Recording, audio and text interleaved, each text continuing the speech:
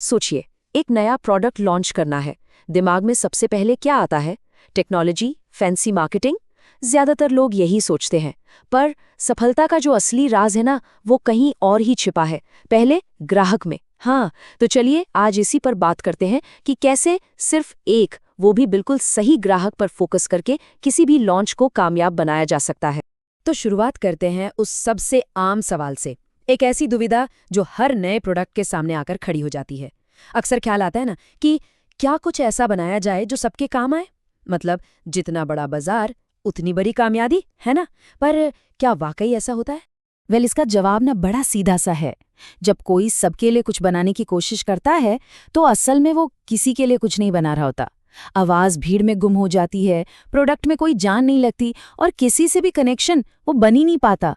और ये सीधी सीधी नाकामी की रेसिपी है। ठीक है, तो अगर ये रास्ता गलत है तो फिर सही दिशा कौन सी है? जवाब है एक कंपास। और लॉन्च के लिए ये कंपास कोई और नहीं बल्कि वो पहला ग्राहक है।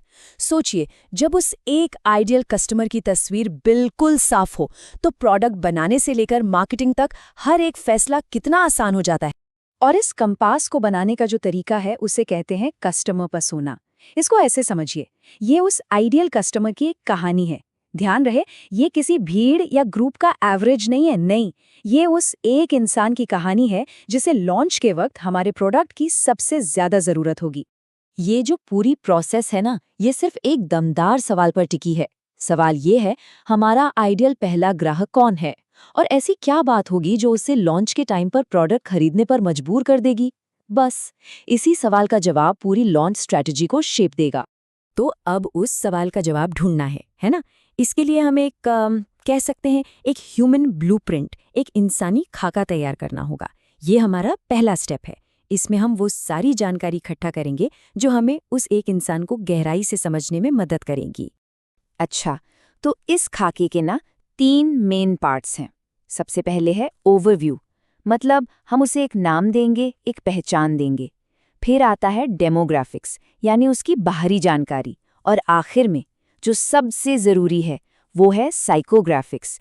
ये वो चीज़ है जो हमें उसके मन के अंदर झांकने का मौका देती है। अब इसे समझने का सबसे बेस्ट तरीका है क्या और क्यों का फ़र्क समझना। देखिए, डेमोग्राफिक्स हमें बताते हैं क्या, मतलब उम्र क्या है, कहाँ रहता है वगैरह, ये सब सतह की बातें हैं। लेकिन साइकोग्राफिक्स ये हमें बताते हैं क्यों, वो ऐसा क्यों सोचता है, उसके असली मोटिवेशंस क्या हैं। असली कहानी तो यहीं छिपी है। और एक बार हम इस क्यों को समझ गए तो फिर हम पर्सोना की अगली लेयर तक पहुंच सकते हैं। ये लेयर है उन प्रॉब्लम्स और वजहों की जो किसी इंसान को एक सोल्यूशन ढूंढने के लिए मजबूर करती हैं।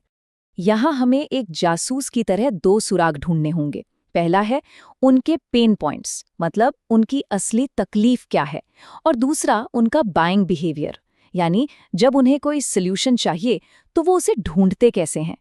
जब ये दोनों चीज़ें जुड़ती हैं तभी हमें पता चलता है कि हमारा प्रोडक्ट उनके लिए इतना ज़रूरी क्यों है।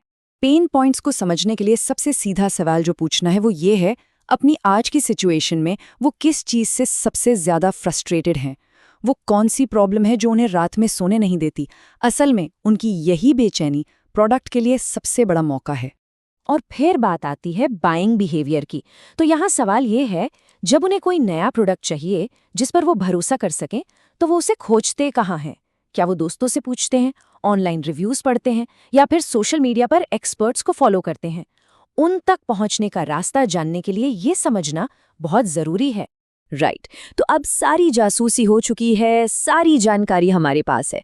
हमें पता है कि हमारा कस्टमर कौन है और उसे क्या चाहिए।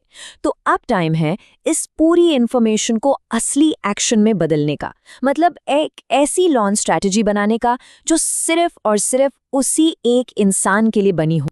ये जो जानकारी है ना, ये हमारे लॉन्च प्लान को 3 सिंपल स्टेप्स में बांट देती है। स्टेप 1, हम एक परफेक्ट मैसेज तैयार करते हैं जो सीधे उनकी दुखती रग पर हाथ रखे। स्टेप 2, हम उस मैसेज को लेकर ठीक वहीं पहुंचते हैं जहां वो अपना टाइम बिताते हैं। और स्टेप 3, हम उन्हें एक ऐसा इररेजिस्टिबल ऑफर देते हैं जिसे वो मना ही ना कर पाएं। अब यहाँ देखिए कि ये सब आपस में जुड़ता कैसे है।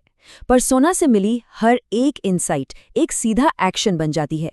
जैसे मान लीजिए उनका पेन पॉइंट है कि उन्हें कॉम्प्लेक्स चीजें पसंद नहीं, तो मैसेजिंग क्या होगी? सबसे आसान तरीका। या मान लीजिए कि वो यूट्यूब के टेक रिव्यूज पर भरोसा करते हैं, तो एक्शन क्या होगा? उन्हीं रिव्यूअर्स के साथ पार्टनरशिप करना। अगर उन्हें अर्ली इनसाइडर जैसा फील करना अच्छा लगता है, तो ऑफर क्या होगा? फाउंडर सर्कल में एक्सक्लूसिव अर्ली एक्सेस। देखा, हर सवाल का जवाब पर्सोना में ही छिपा है। लेकिन हाँ, एक बात का ध्यान रखना बहुत जरूरी है। ये सब सिर्फ अंदाजे नहीं हो सकते। जो भी पर्सोना बनाया गया है उसे असली लोगों से बात करके वैलिडेट करना ही होगा। मतलब उनसे मिलना, सवाल पूछना और अपनी समझ को परखना। ये स्टेप स्किप नहीं कर सकते। तो चलिए सब कुछ समेटते हैं। एक पावरफुल लॉन्च पर्सोना बनाने के लिए बस इन सवालों के जवाब चाहिए। वो कौन है? उनके आंकड़े क्या हैं? वो सोचते और महसूस कैसे करते हैं? उनकी प्रॉब्लम्स क्या हैं? और सबसे जरूरी, वो फैसले कैसे लेते हैं? ये एक तरह की चेकलिस्ट है। तो आखिर में बस ये एक सवाल सोचने के लिए है, क्या एक प्रोडक्ट बनाया जा रहा है या फिर किसी एक खास इंसान के लिए एक सोल्यूशन बनाया जा रहा है? यकीन मानिए, इस एक सवाल का जवाब काम करने का पूरा नजरिया बदल सकता है।